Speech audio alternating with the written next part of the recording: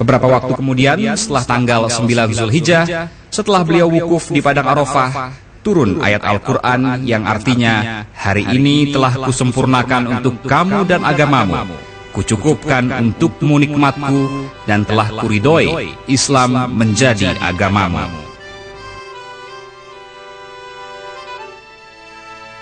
Perbedaan antara ibadah haji dan umroh adalah, pada haji ada wukuf di Padang Arafah, mabit di Musdalifah dan Mina, serta melontar jumroh di 3 tempat, yakni jumroh ula, jumroh wusta, dan jumroh akobah.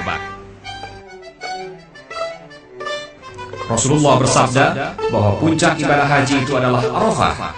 Maka barang siapa mendapati malam Arafah sebelum terbitnya fajar dari malam Idul Adha, maka sempurnalah hajinya. Tanggal 9 Zulhijjah dinamakan Hari Arafah karena pada hari ini para jamaah menunggu atau wukuf di tempat yang bernama Arafah. Jarak Padang Arafah dari kota Mekah sekitar 26 km ke arah sebelah timur. Luasnya sekitar 4 kali 2 km atau sekitar 800 hektar. Dan kalau satu orang jemaah mengambil tempat sekitar 1 meter persegi, maka jumlah jemaah yang bisa ditampung di Padang Arafah pada suatu saat adalah 8 juta orang.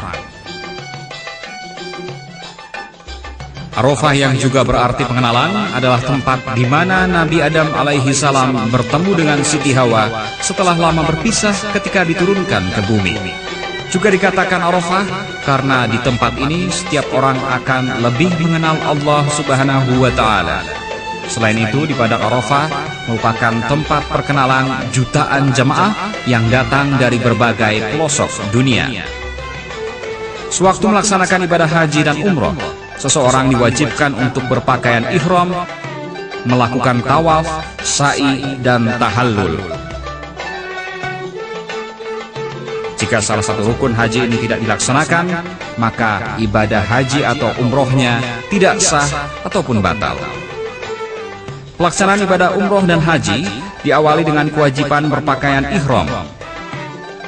Pakaian ihram ini hanya terdiri dari 2 lembar kain putih dan tidak boleh dijahit. Dengan berpakaian ihram berarti sebagai tanda bahwa ibadah haji atau umrohnya telah dimulai. Selama berpakaian ihram dan berniat untuk haji ataupun umroh, para jamaah dilarang untuk menggunting kuku, memotong rambut, menebang pohon, membunuh hewan, berbicara kotor, mencaci maki, bertengkar, menggunakan wangi-wangian, dan dilarang bercampur dengan istri ataupun suami.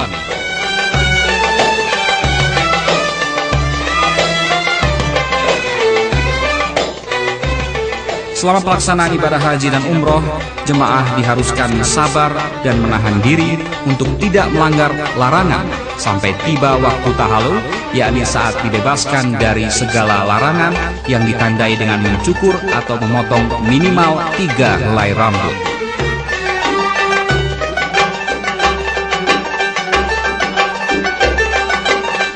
Perjalanan ibadah haji atau umroh harus dimulai dari suatu tempat yang disebut miqat. Secara harfiah, miqat berarti batas atau garis demarkasi antara tanah biasa atau halal dengan tanah haram. Kota Mekah adalah tanah haram dengan luas sekitar 350 km persegi. Haram berarti larangan bagi orang-orang non-muslim untuk memasuki kota Mekah. Dalam suatu riwayat disebutkan bahwa saat Nabi Adam alaihi salam pertama kali tinggal di Mekah, beliau meminta kepada Allah Subhanahu wa Ta'ala agar diselamatkan dari godaan syaitan yang telah menggodanya di surga, sehingga Nabi Adam dan istrinya Siti Hawa diturunkan ke muka bumi.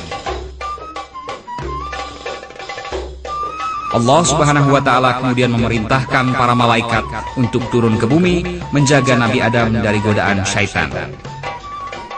Perbatasan tempat ini kemudian ditetapkan sebagai batas wilayah kota Mekah dan batas miqat.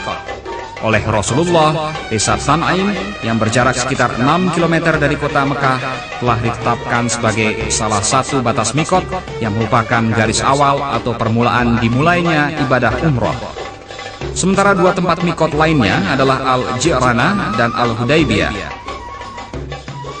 Selama perjalanan menuju Ka'bah di Masjidil Haram untuk melakukan tawaf dan saat memasuki batas tanah suci Mekah, para jamaah diwajibkan melafalkan niat serta dianjurkan membaca talbiyah, yakni seruan untuk memenuhi panggilan Allah serta memperbanyak sholawat dan doa.